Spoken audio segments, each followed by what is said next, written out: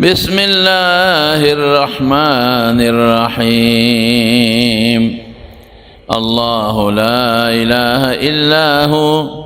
ليجمعنكم إلى يوم القيامة لا ريب فيه ومن أصدق من الله حديثا.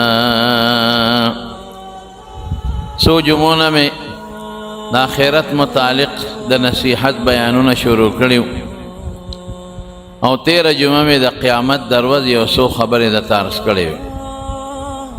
اللہ قرآن شریف کے فرمائی اللہ لا الہ الا ہو کہ دا عبادت لائق بے زمان بل سوک نشتا. واقعی کا سوک پہ عبادت کے او پہ بندگے کہ دا اللہ سر شریک گرنی دتا مشرک او کافر ویلے کی. عبادت پہ یو خاص طریقہ دا خود بندگی کول او پہ انتہائی عاجزے او تذلل سرا اللہ تزاری کول یو خاص طریقے سرا. دا عبادت او بندگی و من صرف دا اللہ کو دا با پا جبم کو پا عقیدہ کے بم کو او پا عمل کے بم کو. دین دا معلوم شو چی بندگی دا اغا چاکیگی که دا اغا ندلوی طاقت خاون بل نشتلی او دا دی بندگی بخده اجرم ورکی ثواب بم ورکی دا دی چی دیو نقل عذاب بم ورکی. نورس اللہ فرمائی کہ لا یجمعنکم الى یوم القیامہ یولو یروز دا چی اغیتا دا قیامت رزوی اغیتا بتاسو جمع کو چی دا دی بندگی ثواب دل درکم او که زما بندگیم نی کړی چې بیا د هغې سزا دله درکم او چې دومره مې لوی طاقت ده چې بندگی ما سره مناسب ده چې زما وکې نو بیا به زه تاسو له خامخا یو ورځ کې دا طاقت مې شته چې تاسو را جمع کړم. ومن اصدق من الله حدیثا رب العالمین د دې دلایل په قرآن شریف کې ویلي دي لږ نه ډېر چې خدای و دا مخلوق دا پاسی دا قبرونو نا دا با اللہ را جمدی کئی دا اللہ تا سگران خبر ندا. اللہ وی چیز کم کار کول غوانم او صرف کن ویم نوم کیگی. کن مانا شا انما نقول له کن چی منگ ورتدو چی شا فیکون نشیبا. اللہ نستڑی کیگی پا یو کار او نچاتا جت لری نگیل کار تا نمصری تا ننقشے والا تا ننجینیر تا چاہتا اللہ محتاجہ ندی دا ٹول اللہ تا پخپلا محتاجہ دی. نو اللہ دل تا دیر خشتہ دلیل وی ویزب ہم دا قیامت روز ترا جمع کم وی ومن اصدق من اللہ حدیثا اللہ وی دا زما خبر دا او زمان رشتون ذات بل نشتا نو چیزا خبرو کم اگر اشتیا دا. رونو دا غر وستا چی دا ٹول مخلوق اللہ را یوزے کی دا ټول به د قبرونه بربند پاسی. لومبی جامه به خدای ابراهیم علیه السلام له ورکوي. هغه سره یو ظلم شوی چې کوم وخت کې اور ته غورځاو نو جامې یې ترې ویستې وې بربند کړی یو د هغې دا یې دې ته یو فضیلت جزي وی نو هغه له به جامې ورکي. اول من لومبی هغه څوک یکسا چې هغه ته به جامې د قیامت پر ورځ واغوستلی شي هغه به ابراهیم علیه السلام او دا خلق که دا قبرون نپاسی دا بخپیب لخپی بین او طول بنا سونتی کما بدأناکم اللہ وجی سنگ میں پیدا کرے وے پا اقا شکل بطول دا قبرون نپاسی رستو بے خدای قدرتی تا ور برابر کی جامع بمولور کی پروردگار او دا سنتون دا سشتم بمولا اللہ قدرتی برابر کی چی طول پا دے میدان کی ادرینو ہر یو نبدری تا پوسو نکی گی یو تپوس بردی کیگی چی عن عمری فی فیما افناہو عمر دے سکے تیر گی او یو حدیث کی عن شبابی ہی راغلے دے خصوصاً دا زوانے تپوس پم پکی کیگی دا عمر بم کیگی او پا عمر کے دا زوانے زکا زوانے کے انسان تا سے تکلیف رکاوٹ نیچے عبادت دیولی نکئی دا عبادت اس رکاوٹ وطنی او دا عمر تپوس بکیگی او زمون خلق و عمر بیزایہ تیر کا دا عمر نمون فیدہ وانغشتا. رسول اللہ صلی اللہ علیہ وسلم فرمائی دا ترمیدی حدیث تیر جلد ثانی چگوری میرا بانیو کے خذ من صحتک لبرزک چې جوړې نو عمل وکړه چې بیمار شي ګورې نشي کولی بیا چې سړی ناجوړه شي په کټ کې پروتي بیا په ولاړه مونځ نشي کولی بیا په ناسته نشي کولی بیا اودس نشي کولی بیا حج نشي کولی بیا عمره نشي کولی بیا د چا مریض عیادت او بیمار پرسی نشي کولی دا ټول ثوابونه دي د دې غریب نه د ثواب قصې ټولې لاړې ختمې شوې او یو حدیث کې راځي دا په ترمذی شریف کې حدیث دی رسول الله صلی الله علیه وسلم فرمایي اذا مرض العبد او سافر چې کوم وخت یو انسان بیمار شي او یا یو انسان مسافر شي او په سفر روان شي نو چې کله دی بیمار شو او د په روغ صحت کې کم عمل کړي په بیماری کې ولا غلی کلی کېږي او چې کم سړی مسافر شو او د په کلي کې کم عمل کو سفر کې خواغسې بنده نشي کولی هم اقسې عمل ولې لیکلی کېږي اور الله څونه مهربانه دی چې ته جوړې او ته نیک اعمال کې او بیمار شوې هغه د نیکو اعمالو اجر درله په بیماری کې خدای پاک لیکي او که ته جوړ یو نیک عمل دی ونه که نو په بیماری کې تا ځان له دوکه ورکړه برباد شوې هېڅ بدله نه لیکلی کېږي که ته په کلي کې او ته ښکلې نفل کې او ته ذکرونه کې او عبادت کې او ته مسافر شوې بیا هغسې نشې کولی چې مسافر شوې نو چې په کلي کې د سم نفلونه او تهجدونه کول په سفر کې به دله رب العالمین د هغې ثواب لیکي نو چې مریض شوې ګورې بیا عمل نشې کولی نو په صحت کې ښه عمل وکړه چې مرض کې دله الله هغه ولیکي او په سفر کې بیا نشي کولی نو چې کلي وطن کې مقیمې نو ښه عمل نیک وکړه چې په سفر کې دله پروردګار هغه ولیکي نو قیامت پر ورځ به دا تپوس کوي چې عمر دې څه کې تېر کړه او خصوصا ځواني دې په څه کې تېره کړه بیا به څه کوې ورسره زموږ نه عمر لاړ برباد شو ځواني مو تباه شوه هېڅ نیک عمل موږ په ځوانۍ کې ونه کړه ټوله ورځ دا خلک دنیا پسې ټوله ځواني په دنیا کې تېره شوه او ټوله ځواني په عبثیاتو کې تېره شوه ټول وخت په موبایل او په نټ کې تېر شو ټول وخت د ملګرو سره په یارانه او دوستانه او په منډو ترړو کې تېر شو فضل روزانه تاسو لږ سوچ وکئ ماسخوتن چې سملی دا فکر وکئ چې نن موږ الله څونه یاد که او څومره الله یاد نه دی کړی نن دې څلېرویشتو ګنټو کې ما څومره وخت الله له ورکو څونه وخت مې خیرت له ورکو دا لږ سوچ وکئ تاسو نو قسم دې د دې عمر او د ځوانۍ به تپوس کېږي دویم به رسه تپوس کېږي من عن ماله د مالنا من این اکتسبه او فی منفقه چې دا دې وګټه د کم طرف نه خرج دې په څه کې کوو مال دې حلال ګټلی او که دې حرام ګټلی نن سبا خلک په دې سوچ کې پراته دي چې پیسه وګټم او مال زیات کم او دولت بچوله رزق ښه کم دې ته نه ګوري چې دا حلال دی او که دا حرام دی قسم په خدای را دې مال حساب کتاب به راسره کېږي 1 روپۍ حرام چې دې کړي 1 روپۍ حرام او دا دې ګټلي نشي ته جنت ته تر څو چې د هغې بدل د سره خدای ته نه خلاص کړي زمونږ خلق خو زر دا وایي توبه وباسه ګورې پردې مال په توبه نه بخلي کېږي پردې مال په توبه نه بخلي کېږي بیا درته وایم پردې مال په توبه نه بخلي کېږي رسول الله مبارک فرمایي وی مهرباني وکړئ که د چا حق در باندې پورې دلته انتظام خپل برابر کې که آخرت ته لاړی نه هلته مال شته او نه درهم شته او چې تا باندې له چا حق پورې دی آخرت کې به څه کېږي د هغې برابر به نیکۍ تا نه خدای علي هغه له به ورکوي نیکي به تا نه کمی هغه له به ورکوي او که ستا نیکۍ خلاصې شوې نو د هغه سړي چې د چا در باندې حق دی د هغه ګناهونه به الله رالی او ستا په دې سټ پې بار کوي حضور پاک یو ځل تپوس وکړو وی مفلس پیژنې فقیر غریب وی او د الله رسوله وی چاته وی وی چې پیسې ورسره ني درهم دینار وی دا خو مفلس نه دی دنیا کې خو چا سره پیسه دي او به ګټي رشتہ دار به مړ شي د هغه نه به وله پیسه راشي څوک به زکات خیرات کې وله ورکي لیکن مفلس هغه دی چې د ډېرې نیکۍ په دنیا کې کړي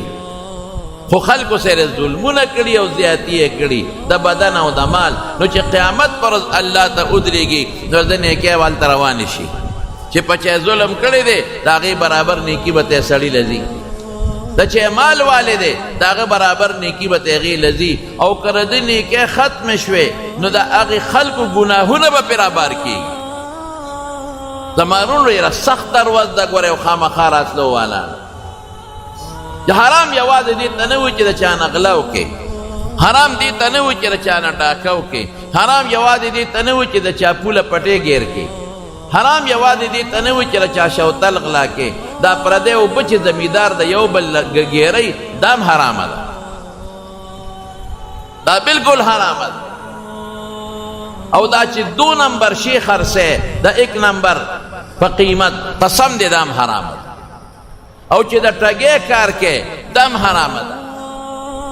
واړه په غټو بدلې، څښا په خو بدلې، دا ټوله حرامه ده، دا ټوله ټګي ده.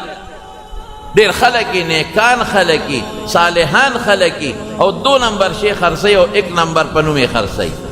د چین مالی او د جاپان په نوم یې خرڅوي. دا ګناه ده، دا حرام دی. د دې به تپوس کېږي د قیامت پر ورځ او بیا د دې به هم تپوس کېږي چې مال دې کوم ځای خرچ کړ، حلالو کې دې خرچ کړه که حرامو کې دې خرچ کړه، دا تپوس به کېږي. موږ څومره مالونه په حرامو کې لګیا دي، څوک پې ډمتوب کوي، څوک پې ګناه کوي. د چا چې د زوی وادي نو د دنیا په شرابونو او کبابونو په ډول او سرنا باندې پیسې تباه کړي او فضول اسرافونه کوي، تبذیرات کوي. مال په څه کې خرچ کا؟ په نیکۍ کې خرچ کا، په جومات کې خرچ کا، صدقه پې وکړه، زکات ورکا، کونډو له ورکه، یتیمانانو له مسکینانو له ورکا، جومات له ورکه، مدرسې له ورکا. په ګاونډ کې د کم غریب دی یا په رشته کې غریبانان دي هغې له مال ورکا. نو دا تپوس به دویم کوي. او دریم به څه تپوس کوي؟ د علم او د پوهې چې په دې علم او پوهه تاسو نه عمل کړی دی. د مولا نه به ډېر تپوس کوي، د هغه علم زیات دی، پوهه زیاته ده. مولا نه به دا تپوس هم کوي چې خلکو ته د دیني مسلې کولې په خپله دې پې عمل کړی او که دې پې نه و کړی، دا تپوس به هم کوي. د هغه نه به زیات تپوسونه کوي. تا ته خو هر څه معلوم و، تا خو خلکو ته به نیکي خوله، نو تا بیا ولې نیک عمل نه دی کړی؟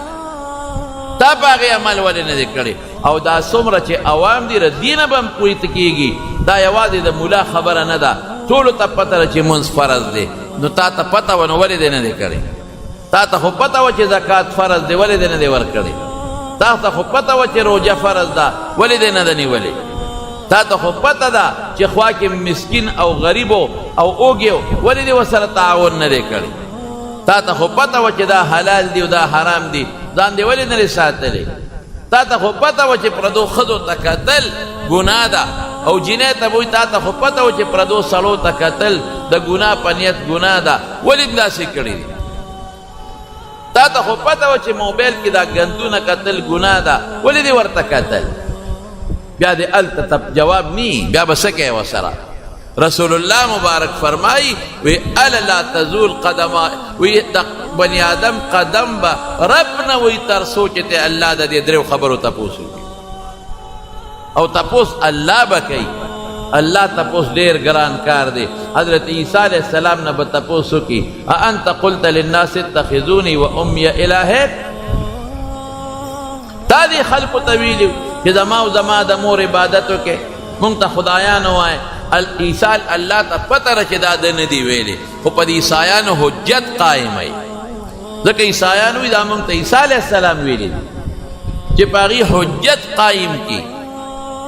نو چې کله د عیسی علیه السلام نه دا تپوس وکړي زما وروڼو، نو عیسی علیه السلام باندې به دومره زور راشي، دومره زور چې د هر ویښته نه تفسیر سواوي لیکلی دی، یو روایت یې راوړی دی چې د هر ویښته نه به د خولې په ځای د هر ویښته نه د خولې په ځای به وینه راوځي.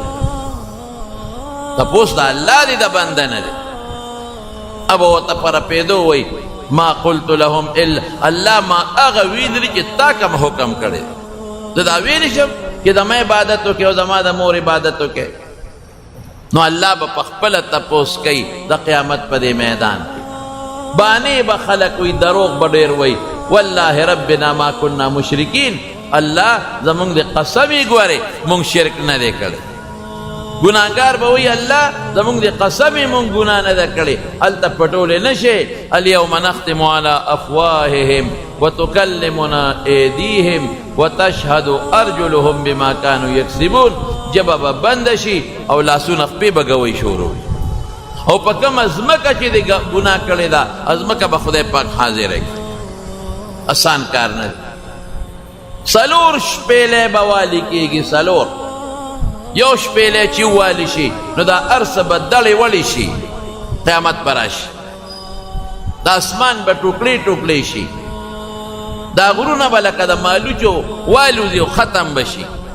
دا نور او سپومې دا هر څه به ټوکړې ټوکړې به شي او دا خلک به ټول مړه شي ختم بیا الله ته پته ده هر څومره موده چې لږ اختلاف پکې شته بیا به دویمه شپېلې ووالي شي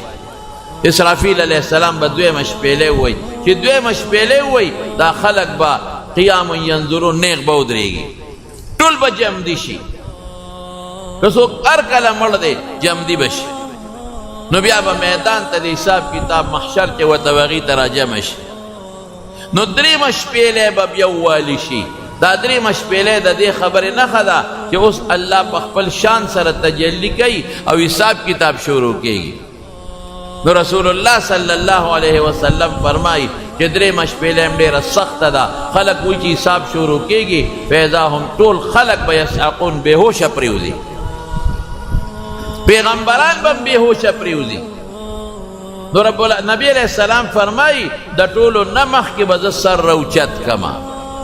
نو چې سر راوچت کما فاذا انا بموسی موسی علیہ السلام به ووینما د الله د عرش خپه به یې نیولي او جاړي به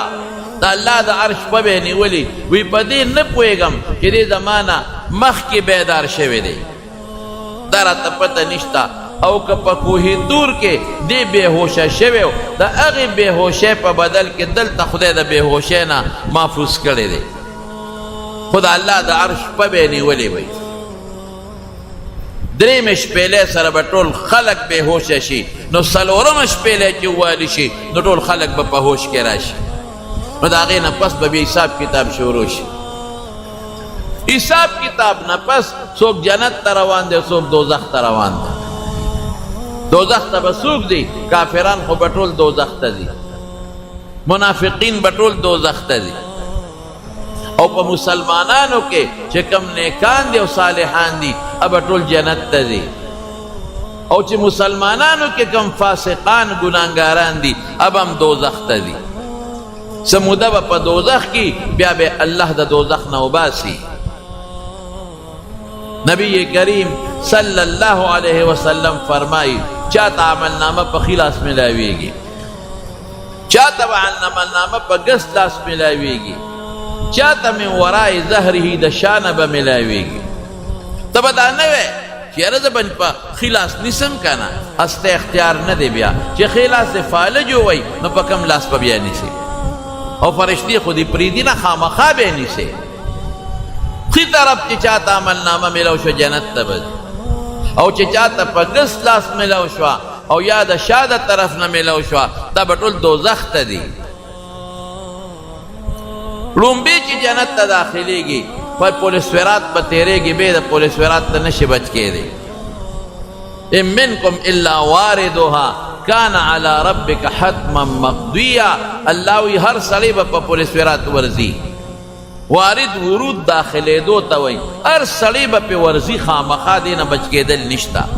که چا سره د خدای طاقت و نو نیغ به پې پورې وځي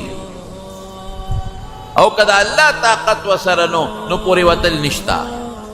ځکه رسول الله صلی الله علیه وسلم فرمایي وی دغه پل د ویښته نه نری دی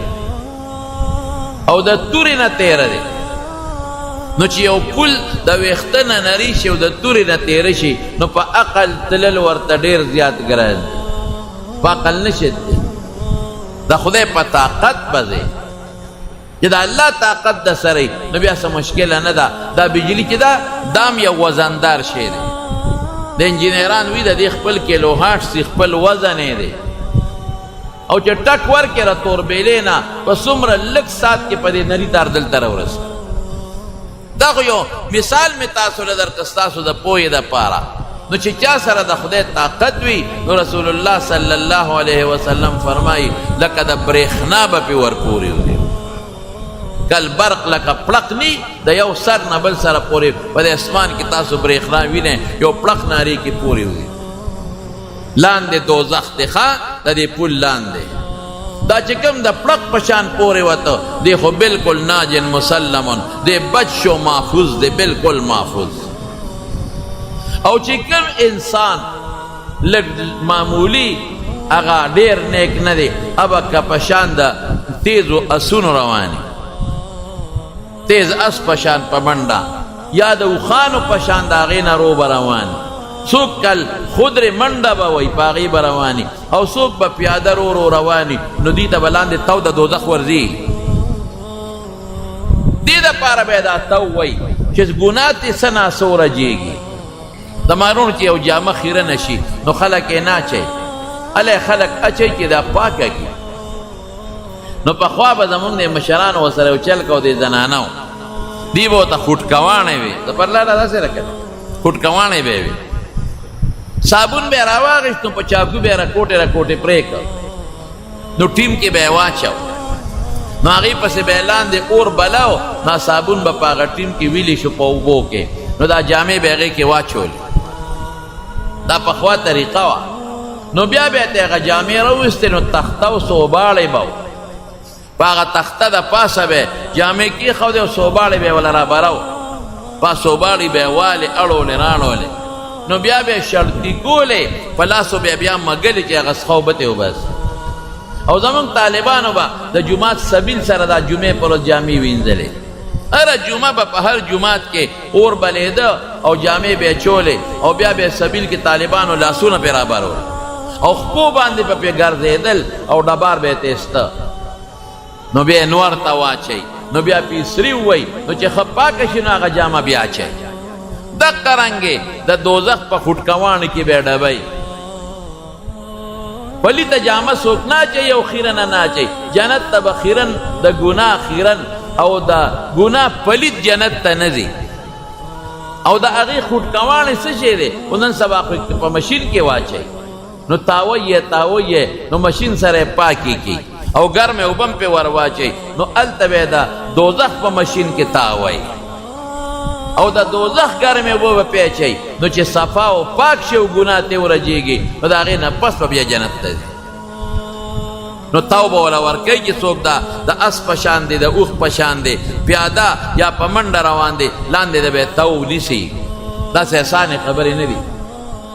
زمونږ د علاقه کې پخوا یو عالم و یو ښه سړی ویره نو هغه چې ته د جمعې په مانځه کې د پل سویرات دا پل ته وایي موږ پښتو کې ورته پل وایو سویرات لارې ته وایي جمعې په مانځه کې دا تقریر کړی چې یو پل دی او د ویښته نه نری دی د تورې نه تیره دی یو مقتدي والا چای وکړه دا په ارامۍ چرګې والا پوخ کړه نو چې چای پې وڅښله چرګې پې وخوړه یاره استاد جي وی تا د پرون د جمعې په مانځه کې تقریر کړی خطبه کې چې یو پل دی ډېر نری دی او د ویښته نه د تورې نه تیره دی استاد جي دا داسې ګپ لګو که رښتیا دی خلق دی یارول وی نه دا خو حقیقت دی دا خو رسول الله صلی الله علیه وسلم فرمایلی دي او حدیثو کې راغلی دي نو استاد جي ته وپې څنګه دی دا خو هم چشمې دی مچولي دی او کونټه هم د سره ده خو چې ته پې وروځې که نه نو څه دم درهه به دې زده بې د دم درهې نه پې نشې تللی نو خدای ته وګوره استاد جي هغه دم درهه ما ته مه ښایه په هغه اتلس شلې زره قامه کې به در پسې کم ځای ګرځم ما ته مه ښایه چې زم پې په اسانه پورې وځم هغه وی دا نن چې د کم کار وکړه که نه دا کله کله کوه نو موټروی به یې کم درته نو ما وی موټروی څه شی دی لکه چې د الله طاقت یې کل برق برېښنا په شان به پې پورې وځئ بوډۍ جړل که نه نو چې د شپې جړله نو وسی ورته اواز ورکړه وی څه له جاړئ ناجوړی مونږ دې د خوبه وویستو وی نه ملا صاحب تقریر کو چې یو پل دی او د ویښته نه نری دی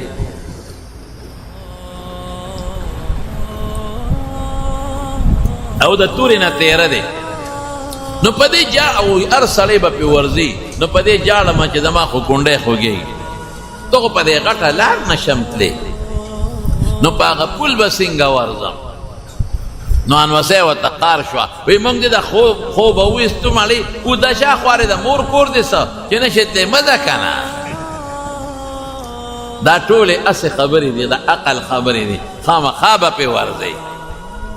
هېڅوک پاتې کېدی نشي ورځئ به فرشتې دې پرېږدي چېرته ورځئ به که د خدای طاقت یې خو پورې به وځې او که د الله طاقت نی نو لاندې څه شی دی لوی دوزخ دی بیا الله دې مساعد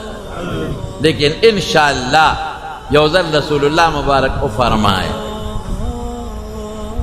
وی د نورو خلقو په نسبت مونږ ډېر لږ یو آدم علیه السلام نه واله تر قیامته پورې چې څومره مخلوق دی په دې کې مونږ ډېر لږ یو مونږ څومره یو وی مونږ داسې یو که نه لکه د تور غوی په شا چې یو رکوټ سپین دار یا د سپین غوی په شا چې یو رکوټ تور دار دومره مونږ لږ یو دومره دا نور مخلوق دومره ډېر دی لیکن چې هغه ډېر دی او مونږ لږ یو نو عقل خدا وایي چې هغه به جنت ته ډېر دي او مونږ به لږ ځو لیکن رسول الله صلی الله علیه وسلم فرمایي چې په دې ټولو کې 2 حصې به زما د امت نه خلک جنت ته ځي 1 حصه به د هغوی نه دي 6 صفونه 80 صفونه به د دې امت دي او دا باقي 40 به د نور امتونو نه 2 حصې به زموږ د امت نه ځي 1 حصه به د هغوی نه ځي انشاءالله العزیز دا د رسول الله مبارک او د قرآن شریف برکت دی دې دواړو سره خپل تعلق جوړ کې یو قرآن شریف تلاوت کوي عمل پې کوي او یو د پیغمبر علیه السلام مبارک سره مینه کوي د هغه د سنتو تابعداري کوي هر څه آسان دي او که دا نی نو پیغمبران به وي رب سلم سلم یا خدایا زما امت ته خیر کا یا الله زما امت ته خیر کا او په خپله به م یری په انبیا او په پیغمبرانو باندې او د هغې نه به هم د قیامت پرس تپوس کوي د انبیاو نه 2 تپوسه به کوي حدیث نه معلومیږي یو به تې دا تپوس کېږي چې د خپل قوم ته دین رسول دی او که نه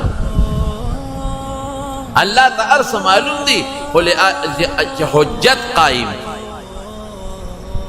رسول الله صلی الله علیه وسلم په حجت الوداع کې اخیری حج کې ټولو صحابو ته سووې اللهم هل بلغتو خلقو ته وي ما دین رسول دی که نه نو صحابو ټولو وی او بیا وی ما دین رس 3 ځلې وفرمایل وی او نو ګوتې اسمان ته اوچته کړه وی اللهم اشهد اللهم اشهد اللهم اشهد یا الله ته پې ګواه شه چې د قیامت پر ورځ انکار ونه کړي چې موږ ته د پیغمبر دین نه دی راسول او نوح علیه السلام به راولي نو نوح علیه السلام نه به تپوس وکړي دین د رسول دی که نه نو قیم به وایي چې ما جاءنا من نذیر موږ له خو پیغمبر نه دی راغلی الله موږ خو ستا د عذاب نه چا یرولی نه یو پیغمبر نه دی راغلی نو د نوح علیه السلام نه به تپوس وکړي من شهودو که ګوان دې څوک دی الله اکبر نو نوح علیه السلام به ورته وایي چې د محمد صلی الله علیه وسلم و امته داغه امت زما گواهان نو مونږ نه به بیا تپوس وکړي چې نوح علیه السلام دې قوم ته دین رسول دی که نه ګوی کوې مونږ وایو او الله مونږ ګوی کوو چې د دین رسول دی نو هغه قوم به یې وایي دا دروغجنو ته وګوره دی هغه وخت کې اوسه دی خو هغه وخت نو دی خو ډېر وروسته پیدا شوي دي او دی ګوی کوي چې نوح علیه السلام خپل قوم ته دین رسول دی نو الله به مونږ نه تپوس وکړي چې واقعي تاسو خو د نوح علیه السلام زمانه کې نه وی تاسو خو آخري پیغمبر او آخري زمانه کې وی تاسو څنګه ګوی کوئ نو مونږ به ورته وایو چې الله مونږ ستا د قرآن په وجه ګوی کوو تا قرآن کې ویلي دي چې نوح علیه السلام خپل قوم ته دین رسول دی نو مونږ د هغه قرآن په خبره ستا په خبره دا تصدیق کوو نو پیغمبر نه به دا تپوس کېږي چې دین د رسول دی او که نه او یو بلم دی چې الله به پیغمبرانو ته وایي ماذا وجبتم واه واه دا ډېره ګرانه ده چې د قوم ستاسو دعوت قبول کړی و که نه د قوم څه ویلي دا ډېره ګرانه ده نو چې پیغمبر ګوی کوي د خدای په دربار کې د چا خلاف خو تباهي شوه رونو دا میدان به ختم شي د محشر دا میدان دا ځمکه یوم تبدل الارض غیر الارض دا به خدای په بله ځمکه بدله کړي او دا موجوده ځمکه چې کومه ده دا ټول کاڼي بوټي دا چې څومره ځمکه ده دا ټوله به د قیامت پر ورځ خدای پاک راغونډه کړي او ډوډۍ به ترې جوړه کړي د غنمو د ډوډۍ په شان خشته ډوډۍ به ترې الله جوړه کړي او الله به په دې لاس کې اړی راړی به والارض جميعا قبضته يوم القيامه والسماوات مطويات بيمينه وما قدر الله حق قدره والارض جميعا قبضته يوم القيامه والسماوات مطويات بيمينه سبحانه وتعالى عما يشركون دا ارس دا سیدی لکه چې په دې لاس کې یو شی ونیسم په دې بل کې ونیسم او داسې چیرې کوم ټوټې یو رکوټې غوندې پاپړ مې دې لاس کې نیولي یو دې کې او زور ورکم او ټوکړې کم داسې وي د دې الله داسې دی چې خدای لاس کې نیسي په دې صفت الله خبردار دی هر څه د خدای قبضه قدرت کې دي او د قیامت پر ورځ چې دا خلک ټول مړه کړي نو بیا به الله یو اواز کوي لمن الملک اليوم نن بادشاهي د چا ده نو دا واړه هېڅوک به بیا نه به څوک اواز ورکړي هېڅوک چې ټول چپ پاتې شي نو الله به په خپله جواب ورکړي اواز به وکړي لله الواحد القهار بادشاهي د الله د هغه الله چې یو دی او ډېر زورور دی دا د دنیا بادشاهان دا ټول به سرنګون د قیامت پر ورځ ولاړ زما وروڼو جنتیان خو به جنت ته لاړ شي چې کوم لومبي جنتیان دي او د ټولو سردار به محمد مصطفی وي صلی الله علیه وسلم او چې جنت ته ننوځي بیا جنتیان نو رسول الله مبارک فرمایي د جنت دروازه به زه وم ټولو مخکې به زما امت سره حساب کېږي او ټولو نه مخکې به زه زما امت جنت ته داخلېږي نو چې حلقه اوړه به هم دننه به آواز وشي څوک نو زه به وایم چې زه یم خپل نوم به والمه امت را سره دی نو وی بکه امرتو ستا متعلق ما ته حکم شوی دی چې دی راشي نو ده ته به دروازه کولاوی د ده نه مخکې به چاته دروازه نه کولاوی نو رسول الله مبارک فرمایي وی په ډېر لوی ټیل او بیړه به زما امت ما سره جنت ته داخل شي الله دې م دې کې شمار کړي دې ډله کې دې م الله شمار کړي زمونږ ګناه خو ډېره زیاته ده زمونږ نیکي خو نشته مونږ خو ډېر زیات کمزور یو ډېر ګناهګار یو خو د الله د رحم امید به ساتو او د خدای نه به تمه کوو او الله نه به سوال کوو مونږ الله نه دا سوال کوو چې خدایه که ته مونږ په دې خپلو ګناهونو راونیسې نو خدایه مونږ ستا پې خدایي نه زیاتېږي خو مونږ به غرق او تباه شو او که الله تا مونږ وبخلو مفتو کې دې وبخلو ګناه دې معاف کړه نو ستا خدایي پې نه کمیږي او الله مونږ ته به ډېر لوی خیر بلوشي نو خدای دې په دغه ډله کې جنت ته داخل او باقي به دوزخ ته وغورځولی شي نو دوزخ بیا ډېر خطرناک عذاب دی زما وروڼو رسول الله صلی الله علیه وسلم وفرمایل وی د دنیا دا ټول اورونه چې را یو ځای کړي د دنیا اورونه څه دي دا څومره په غرونو کې چې کویله ده دې ته تیلې ورته کړه څومره چې پټرول دی دې ته هم ورته کړه څومره چې ډیزل دی د خاورو تیل دی دې ته هم ورته کړه او چې څومره ګیس دی په دې ځمکو کې دې ته هم ورته کړه او چې څومره لرګي دي خشاکونه دي دې ته هم اور ورته کړه وای دا به څونه اوري چې ټوله دنیا کې دنګلې اور والي او ټوله دنیا کې چې دا څومره کویله ده او دا څومره معدنیات دي او ګوګړ دي او بیا په دې کې هغه بل شی دی هغه د کالتوسونو کې چې کوم شی اچوي بارود دا ټول چې اور والي نو دې سره چې یو کم او یا دومره نور کې نو د دوزخ اور دومره زیات دی نو صحابه د حضور پاک نه تپوس وکړه وی د الله رسوله دا کافي دی د دنیا دا اور کنه وی نه دا د دوزخ هغه ردي د پاسه یو کم او یا چنده نورم زیات دی او حدیث پاک کې راځي چې دا دوزخ الله پیدا کړ نو زر کاله دا بل شو زر کاله نو دا زیړ شو نو زر کاله بیا بل شو نو تک سور شو نو زر کاله بیا الله بل کو نو تک تور شو نو حضور پاک فرمایي اوس د دوزخ اور تک تور دی وی او چې دا مخلوق پکې ورواچي زما وروڼو اوهو وجود د کافر به څومره وي الله دې ایمان نصیب کړي ډېر څه هو مثل احد یو د جامې غاښ بیا د احد د غر عمرې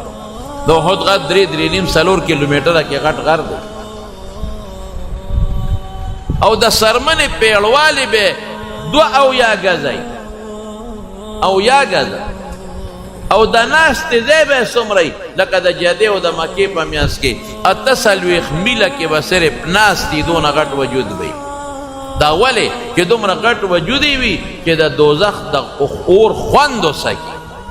چې پوټي وجود خو په یو لوخړه بشي په یو ساعت کې چې ډېرې چې خوټ کېږي پکې دا به په دوزخ کې پراتی الله دې مساتي زما ورونو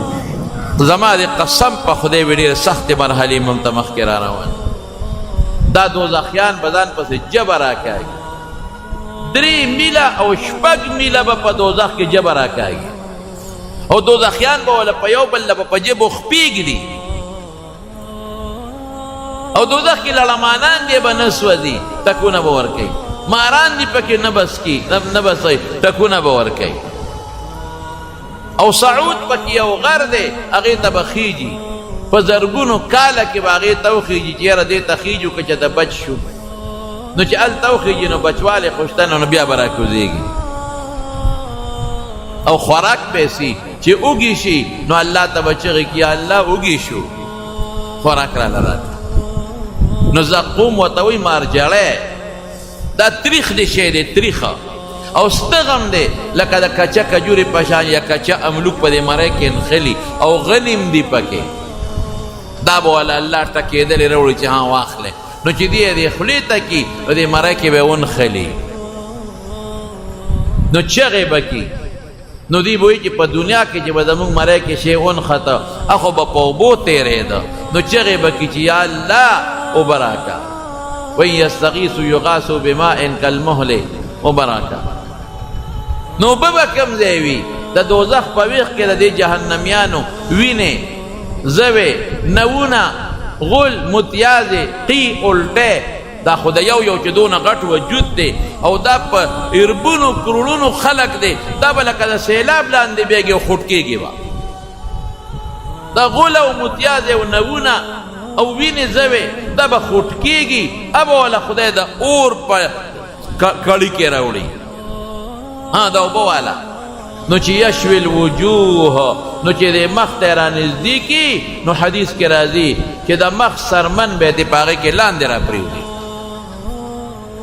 نو دې خو مری کې شین خطې دی نو په خوله به یې ورواړئ نو فقطع امعاءهم نو کولمې به د لاندې وغورځئ او باقی اوبه به الله راوالي حمیم نو په دې سر د پاسه به یې وله توی کي نو ابد دومره ګرمي چې په سر یې وله واړئ نو د خپو تلو ته به ترې لاندې وبهږي خو مرګ شته نه دا خو دنیا کې په سړي مرګ راځي هلته مرګ ختم الله به مرګ د یو ګټ په شکل کې راولي او یحیی علیہ السلام له به چاړه ورکي برک ګډ وی وی دا حلال کا او جنتیانو ته به آواز وکړي وی جنتیانو راشئ در سر ما راوګورئ او دوزخیانو ته به جنتیان به وایي جوړو باسي ما د جنت نه وبه دوزخیان به وایي چې رحم یې را باندې جوړ راغی دوزخ نه مو باسي بیا به ورته وي دا پېژنې وی او وی دا څه دي وي دا مرګ نو یحیی علیہ السلام له به چاړه ورکړي علامه عیني په شرح د بخاري لیکلی دي نو ګډ به هغه لال کي نو الله به آواز وکړي خلود لا موت بس مرګ ختم همیشه همیشه ژوند دی وایي که جنتیان د خوشحالۍ نه څوک مړه کېدی نو جنتیان به د خوشحالۍ نه مړه وي ځکه هغې خو خوشحالو کې پراته دي او مرګ لاړ او که د غم نه څوک مړه کېدی نو دوزخیان به د غمه مړه شوي مرګ ختم ټول عمر جنت د نیک دپاره او ټول عمر دوزخ د بدعمله دپاره دغه خوراک دی او دغه اسکاک دی او موږ څومره نن د کفر طرف ته مخلوق روان دی د پیسې دپاره او د دولت دپاره او د دنیا د لالچ دپاره رونو کفر یوازې دا نه دی چې سړی خدای نه مني هم کفر دی چې خدای نه مني یوازې دا نه دی چې خدای له شریک ګوري هم مشرک دی کافر دی پیغمبر نه مني دام مشرک دی قرآن نه مني دام کافر دی دین پورې ټوکې کوي قسم په خدای دام کافر دی د پیغمبر مبارک احکاماتو پورې استهزا کوي ټوکې کوي دام کافر دی حضور پاک چې کوم دین راوړی دی هغې ته سپک ګوري قسم په خدای کافر دی د پیغمبر سنتو پورې خنداګانې کې ټوکې کوي استهزا کوي دا هم کافر دی عمل نه کوي فاسق دی خو چې استهزا کوي کافر دی زمونږ خلک وایي چې کفر دی ته وایي چې سړی بت ته سجده وکړي بلکل کفر دی خو نور اقسام هم شته نور اقسام هم شته زمونږ خلک تباه دي د پیسو دپاره د دولت دپاره او د دنیا د مشرۍ دپاره څوک لګیا وي د خدای حکمونو پورې خنداګانې ټوکې کوي تاسو نه ګورئ څوک پردې پورې ټوکې کوي پرده خو په قرآن ثابته ده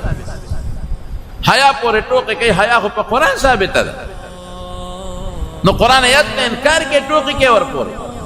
نکاح پورې خنداګانې کوي نکاح خو په قرآن ثابته ده بدعملی ته ته جایز وی چې مړی اسم نشته او یا اسم نشته دا خو ته د خدای د حکم خلاف ورزي کې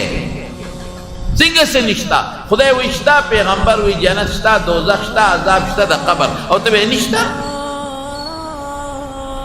ډېر خلک مس شوی دی قسم په خدای ډېر خلک ډاډه شوی دی داسې خلک دي صرف د اردو دوه درې کتابه وګوري او بیا د ځان نه لوی د زمانې ابو علی بن سینا جوړ چې خبره کوي دی مولا نه زه ښه پوهېږم هلکه ته ښه نه پوهېږې ظالمه نه پوهېږې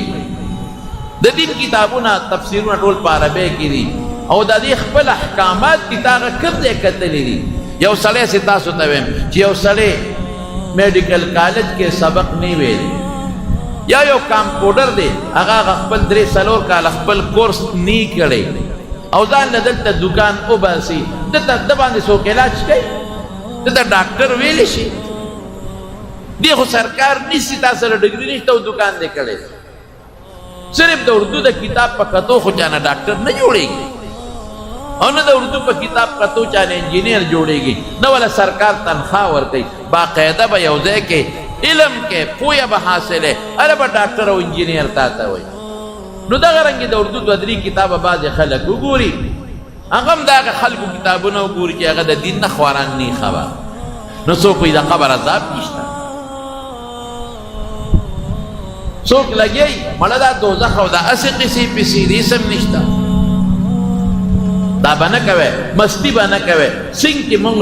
ډاکټري د ډاکټرانو نه زده کوو انجینري د انجینرانو نه زده کوو لواري د لوارانو نه زده کوو ترکاڼي به د ترکاڼ سره شاګردي کوې نو زده کوې به داسې خو نه شي زده کولی ګیلکاري به ګیلکار سره شاګردي کوې نو زده کوې به دقه رنګې دین به د عالم سره شاګردي کوې او کتابونه به وایې نو دین به زده کوې عالم به نه جوړېږي 2-3 کتابه د اردو زمونږ بعضې خلک وګوري هغه هم چېته د هغې خلکو کتابونه وګوري چې څوک حدیث نه مني منکر حدیث دی څوک د قرآن بعضې احکامات نه مني دا خو نن سبا د انګریزانو او د یهودیانو چالونه دي هغوی داسې څیزونه راایستلي چې هغه په موږ کې راخواره کړي دي او د مسلمانو په منځ کې اختلاف پیدا کول او جګړې پیدا کول او خلک په دین کې نقطې راایستل نو ګورې یاد ساتئ زما ورونو قسم په خدای دا پیسه پاتې ده دا دولت پاتې ده دا د لږو ورځو ژوند دی او د آخرت لویه ورځ را روانه ده او که هلته کې وښوېدو نو دوزخ دی ګورې الله دې مو ساتي خلک د یو رکوټې موټرګي د لاسه نن لاړل تباه شو او چا ته چې شی میلاو شو نو که هغه سړی کفر کوي دا خیرت یې تباه که خو دنیا خو یې ښه کړه که نه لیکن د هغه د وجې دا چې ورپسې شاته روان دي دا ورپسې مفتو کې تباه شو ظالم دغه یو خو پیسې دي ظالم هغه ته خو بنګله میلاو ده ظالم هغه ته خو ایربونه کیربونه روپۍ میلاویږي نو که هغه د بېدینۍ خبرې کوي نو داسې دنیا ورته میلاو شوه نو تا ته څه میلاو شو ای ظالمه چې خپل خدای دې پرېښو او دې ظالم پسې شوې خپل پیغمبر دې پرېښو دین دې پرېښو دانګه دې ټول عمر اخر خراب کړو یوم یدعا کل اناس بامامهم الله قرآن کې وایي قیامت پر ورځ به دا چې څوک چا پسې روان دی دې به ترې مخکې دا به ورپسې خدای راغونډ کړي ټول وایه اوس قرآن وایي زه نه ویم دنیا کې چې د چا کم مشر دی او لیډر دی او د قوم مشر دی او د مذهب مشر دی دا به ترې مخکې دا خلک ورپسې وي وایه که نه څه وایه اوس اب ورته څه وایي هغوی به یا الله موږ د ګمراهان کړي فآتهم عذابا ضعفا من النار د گمراهان کړیو دله سزا ورکړه مونږ خو ده پسې روانو ابا ورته څه وایي ابا ورته وایي ما نه یې گمراهان کړی په خپله ځانم گمراهان کړی ولې ما پسې راتلی خدای م پرېښه مونږ پسې را روان شي الله به وي کل ضعف هر یو له به ډبل عذاب اوس میلاوي ورونو د خدای خاطر تمارونه یې بچي یې مشران یې کشران یې لویه د دوزخ بیا ختمېدلو والا زندگی نه ده او که ایمان نه خلاص لاړو قسم په خدای که بیا څه شته تبی ده بیا دوباره بیا دنیا ته راتلل نشته دا خلک به چغې وایي یا الله موږ دنیا ته دوباره ولېږه ته ګوره چې موږ څنګه عمل کوو الله به وایي ولې الم یأتکم رسول تاسو له پیغمبران نو راغلي تاسو ته آیات بینات او احکامات نو راغلي دغه به خوراکي دغه به اوبه وي او ژبه به راکاږي ځان پسې او په سټکو به والي کېږي په دوزخ کې چغې به کې الله ته الله به جواب نه ورکوي د دوزخ چې کوم داروغه دی هغه ته به چغې کړي چې کوم مشره فرشته ده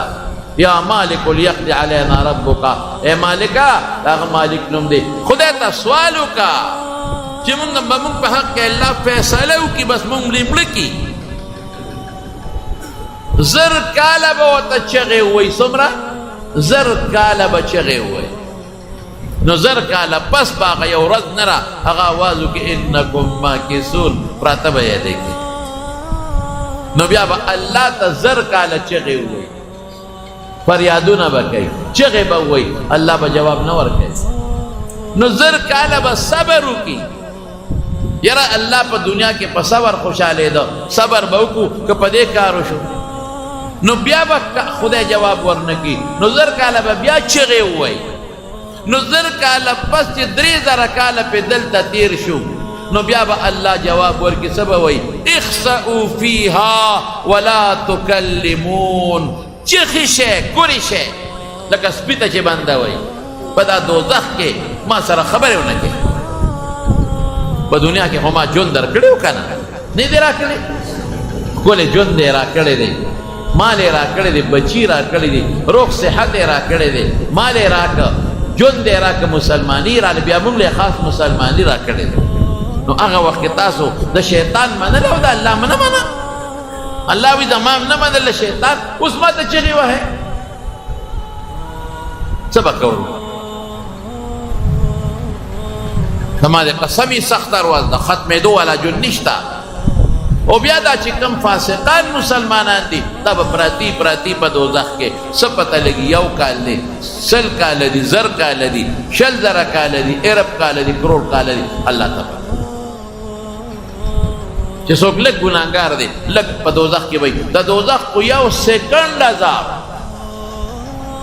الله به ورته څه وایي الله وایي ځکه نه که د دنیا دا ټول ارڅه ستا وي د 1 سیکنډ عذاب مقابله کې به دې ورکوو که نه وایي الله که ټوله دنیا زما وي د سرو زرو سپینو ډکه وي د 1 سیکنډ عذاب مقابله کې مې ورکوو وایي رکوټې کلمه مې دنه غوښتې وه چې اشهد ان لا اله الا الله واشهد ان محمدا عبده ورسوله زه کله دې کافرانو ته چې وګورم که نه ډېر خفه شم دم دا څونه ښکلي دي څومره خشته دي د دنیا څومره هوښیاران دي ټول د دوزخ خشان او بیا چې د خپلو مسلمانانو ته وګورم ای د خدای نیکبخته مسلمان وطن کې خدای پیدا کړی ای د خدای نیکبخته مسلمان مور او پلار نه خدای پیدا کړی ای د خدای بدبخته جومات کې راته بانګ ویلې کېږي ای ظالم عالمان درته ستړي شو تبلیغ والا درته ستړي شو نیکان درته ستړي شو مستي ولې کې مه کوه د خدای خاطر وکړه مستي مه کوه نو خلک څومره مست دي غټې غټې خبرې اوچتې خبرې د کبر خبرې مسلمان ته سپک کتل مسلمان تنګول د مسلمان مال ته سترګې نشي نیولی خو چې چا د چا مال ګیر که بس دا د ما د مور پی دی قرض سودا دومره خلک پریشانه دي دا دکانداران غیبانان بل له قرض سودا ورکړي بس بیا پې منکر شي دا نه ده راکړي او که منکر نشي نو هغه په اسراف او په تبذیراتو په خواهشاتو والوځي دا ورپسې کوي در به کوه دور پسې کنه در بکم د ډیرو دکاندارانو پیسې خلکو خوړ او ډیرو وړو دکاندارانو د غټو خوړ ولې ظلم کوو موږ د قیامت ورځ نه مانی بچو له دنیا خکې نو سوله دنیا خکې د دنیا خواهش ته واغې ټول عمر دوزخ ته ځان له ظالمه ځای په دې پراپرټو کې ډېر خلک ګیر دي پیسې به دې والي راکا او تعالی سره ځمکه شریک او فلان کې او فلان کې پیسې دې ګیري بیا نه ورکې ځو پسې ګرځاو پسې روزانه به پسې دروازې مخې ته ولاړ دا غریبانان دکانداران د 5,000 شپږو دکان کې چې راکوټي غریبانانو کړی دي بچو لا د دې څونه خلکو باندې پیسې پورې نه ورکې د دې غټو دکاندارانو په خلکو څونه پیسې پورې دي دربه کوم چې بیا ته غواړي بدمعشي را سره بیله کوي مړه سره اسمان دی خو دربه کوي او بعد د دې غټو نه دا واړه ګیرئ بیا که نور ولا مال نه ورکې نور بیا اوګرئ نه درکوي نو چې شل درکوي نو اصلو مال به نه دي ای د خدای ظالمانو مه کوئ د آخرت ځان نه مه خرابوئ پردو پیسو ته سترګې مه خړوئ پردو مال ته سترګې مه خړوئ قبر شته تا خو بچوله وګټله قسم په خدای که دا بچي لوستلي په دوزخ که نه به بیا بچي دا خو ډېره لویه خطرناکه ورځ او لوی خطرناک عذاب را روان دی نو بیا به سپارشونه شروع شي پیغمبران به هم سپارشونه کوي عالمان به هم سپارشونه کوي قاریان او حافظان به هم سپارشونه کوي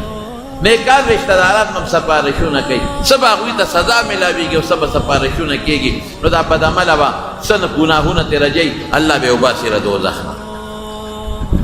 یو نیر دی نهر الحیات ورته وایي هغې کې به یې وروغورځئ نو صفا بشي خدا داسې نه چې ګنې دا به ډېره موده په دوزخ کې خوټ کېږي هغې نه پس به وځي او قبر کې به هم ډبېږي او د آخرت په لویه ورځ به مو ته سزا میلاویږي ای زکات چې څوک نه ورکوي قرآن شریف کې الله څه فرمایي الذين يكنزون الذهب والفضة ولا ينفقون في سبيل الله وبشرهم بعذاب أليم سخت عذاب دردناک عذاب وتوروا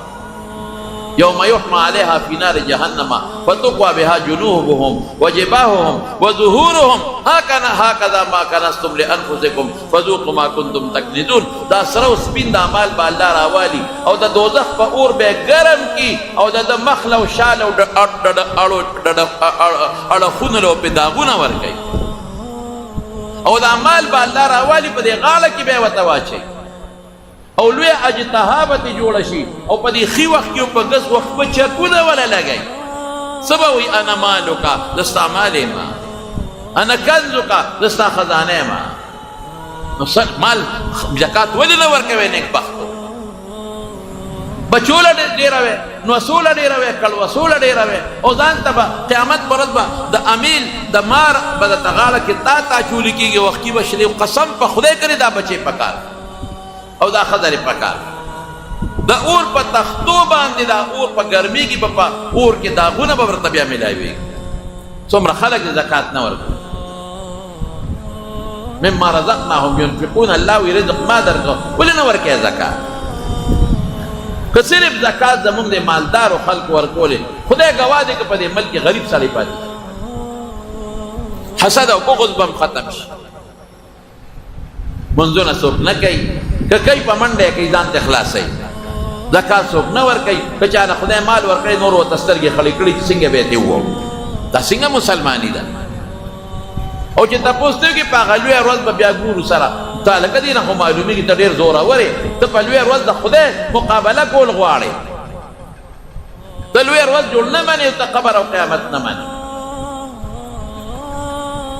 زما ورونو دا خطرناکه ده ډېر خطرناک الله یې زموږ حفاظت نصیب کړي او خدای پاک دې دا دعا کوي نیک اعمال کوي د پیغمبر مبارک د سنتو تابعداري کوي کوشش کوي چې پردي حق در باندې پاتې نشي کوي حساب کتاب خلکو سره وکړي ورکړي ولې غاړه خلاصه کوي زکاتونه ورکوي مه پرېږدئ په ځان زکات دا مو چې مال ورکه زکات کنه مال دې کم شو کم دي شي کنه خدای زکات چې ورکوي صدقه ورکوي پیغمبر قسم خوري چې دا خدای زیاتوي قسم په خدای چې الله زیاتوي قسم مې راته وخوړ زه یې راته خورم زمونږ خلک نه ورکوي زکات نه غنمو کې څوک عشر ورکوي، نه جوارو کې څوک عشر ورکوي، نه په نغد مال کې څوک زکات ورکوي. ټول د سیر مې خپل کور ته وړي، ته ورکه وګوره چې خدای پکې برکت ته لا اچوي که نه اچوي. خپلې غریبې خور له ورکه که نه ظالمه، غریبې خوردې له ورکولی شي، غریب ورور له ورکولی شي، غریب وراره له ورکولی شي، غریب ماما له ورکه، د ماما زوی له ورکه، ترور دې غریبه ده ورکه، د ترور زوی له دې ورکه. لومبې حق دی د خپلو رشته دارانو دی، د خپلو غریبانانو ګاونډیانو دی. دا مدرسو کې چې کوم فقیران مسکینان سبق وایي لنګر یې نشته، دی له ورکه زکاتونه ورکوئ، ښه نیک اعمال کوئ، دعا وکړئ چې خدای د قیامت دا لویه ورځ په مونږ اسانه کړي. یا الله تا ته سوال دی خدایا، تا ته لاس نیمجي. دا زمونږ دلته د جمع یو ملګری دی ماسټر صاحب د دې شیرپا او د شاخ مور یې وفات شوي د څو ورځې شوې. دعا وکړئ چې الله مغفرت نصیب کړي، الله د آخرت خوشحالۍ نصیب کړي. او زمونږ دلته د بادرخیلو په دې کندي کې جان محمد وفات شوی، هغه ته دعا وکړئ چې پروردګار یې مغفرت نصیب کړي، الله د آخرت خوشحالۍ نصیب کړي، وارثانو له خدای پاک صبر ورکړي. او د میروزو د کندي میر عالم وفات شوی دی، د معروفخیلو د کندي اعظم خان استاد رور مازولا کاکا وفات شوی دی، د برخټ عبدالرحمن وفات شوی دی. رټ کورونو کې پرون یو زنانه وه، دا ټولو ته دعا وکړئ چې الله د ټولو مغفرت نصیب کړي، الله د ټولو د آخرت خوشحالۍ نصیب کړي. معراج الحق بیمار دی په اسپتال کې دی، د سیدو د کندي شمشاد استاد کور والا بیماره ده، او دا قاسم جان غریب بیمار دی. ټولو ته دعا کوي څومره بیماران دي الله د ټولو روغ صحتونو او شفا نصیب کړي، او چې څومره مردگان د ما نومونه واخیستل الله ټولو بخي، الله د ټولو وارثانو له صبر ورکړي، خدای زمون ایمان نصیب کړي. زما څه دوستان دي هغوی دعاګانې غوښتې دي، او بل دوست مې دی پېښور، اوس یې ما سره په ټېلیفون خبرې وکړې، په خپله هم بیمار دی، حاجي طلا محمد صاحب مور هم بیماره ده. دعا ورته وکړئ چې الله والا روغ صحت او شفا ورکړي. زمونږ د جمع نجیب الله خان دی هغه بیمار دی، هغه ته هم دعا وکړئ چې الله والا روغ صحت او شفا ورکړي. یو بل بیمار دی هغه هم راته ټېلیفون وکړه، دعا ورته وکړئ چې الله روغ صحت ورکړي. زما دوستان دي په دې پنډۍ کې، هغوی ته څه مشکلات دي، او جاوید صاحب یې نوم دی، او هغه ته څه غریب پیسو څه د لین دین څه مشکلات دي ورته، او دعا ورته وکړئ چې خدای پاک هغه مشکلات په خیر باندې بدل کړي، الله د هغه پریشانونه په امن و امان کې وساتي. بعضې نور دوستان دي زه نومونه نه علم، ما ته لږ نامناسب نن هم د بونیر زمونږ یو حاجي صاحب راغلی و، ما ته به جمعه کې راته خامخا دعا وکړه، د دې کونډو بیماري ده، دعا ورته وکړئ چې الله روغ صحت او شفا ورکړي. بعضې بار ملکونو کې زمونږ دوستان دي هغوی هم دعاګانې غواړي، او که نه هم غواړي نو موږ سره ډېر اخلاص کې محبت مینه ساتي. ټولو ته دعا وکړئ چې الله ولې د خیر او د عافیت زندګۍ ورکړي، الله د پریشانو مصیبتونو نه وساتي. مسافرو ته دعا کوئ چې خدای سفر د مشکلاتو نه وساتي، خدای پاک مریضانو له روغ صحتونه ورکړي، شفا ورکړي. دا ډینګي ویرس زیات شوی دی، دا ماشي والا دعا کوي چې خدای ټول مسلمانان چې کوم پکې بیماران دي الله روغ صحت ورکړي، الله د ټولو مسلمانانو حفاظت وکړي. یا الله زموږ ایمان نصیب کړي، خدای زموږ ایمان نصیب کړي، د زوال د ایمان نه مو ساتي، خدای د قبر د عذاب نه مو ساتي، د قدم د سخت نه مو ساتي، د قیامت دروازې د سختو نه مو ساتي، او پروردګاره د دوزخ د هغه سختو عذابونو نه مو ساتي. یو بل بني آدم دی، اوس یې ما ته وایي چې په جمع کې ورته دعا وکړه، ماشومه ده هغوی ته څه پریشانۍ دي او څه مشکلات دي، دعا وکړئ چې خدای پاک مشکلات په خیر بدل کړي، پریشاني خدای په خوشحالو باندې بدل کړي، او د فتنو آفتونو مصیبتونو خدای په امن کې وساتي. بچو دپاره دعا وکړئ چې چا اولاد دي الله نارینه اولاد ورکړي، که د چا نارینه اولاد دي الله نارینه اولاد ورکړي، چا رښتینې صالحه رشتې ورکړي. خدای ته موږ د رسول الله مبارک د سنتو تابعدار کړي، خدای د پیغمبر مبارک په سنتو عمل نصیب کړي. د چا په کورونو کې فرشتو کې روانې دي، خدای روانې په روغو بدل کړي، الله په اتفاق بدل کړي. کوم ملګري د لرې لرې ځای نه زموږ د جومات ته راځي، هغه د سوات نه او د بونیر نه یو ځای بل ځای پېښور نه راځي، خدای ټول له په یو یو قدم اجرونه ورکړي، ټول له د خیر او د عافیت زندګۍ ورکړي، ټول د پریشانو آفتونو نه په امن کې وساتي. زموږ په دې زرباب کلی کې ابل زموږ یو ډېر ښه قریبي دوست و، هغه وفات شوی و، د هغه څه نوم یې دی خالد خان، هغه ته دعا وکړئ چې الله مغفرت نصیب کړي. د مور بیماره ده، کور والے بیماران دي، ټولو ته دعا وکړئ چې الله روغ صحت ورکړي، الله ټولو مردگانو بخښي، ته زموږ نه راضي شي او د فتنو آفاتو نه په امن و امان کې وساتئ برحمتک یا ارحم الراحمین. امام نه مخکې سجدې رکول بالکل نه دی، سخته ګناه ده پکې. رسول الله مبارک فرمایي چې څوک د امام نه مخکې رکوع سجدې لدي یا پاسېږي، وی دې نه یېرېږي چې خدای ولا سر د خر په سر بدل کړي، سخت جرم دی داسې به بالکل نه کوئ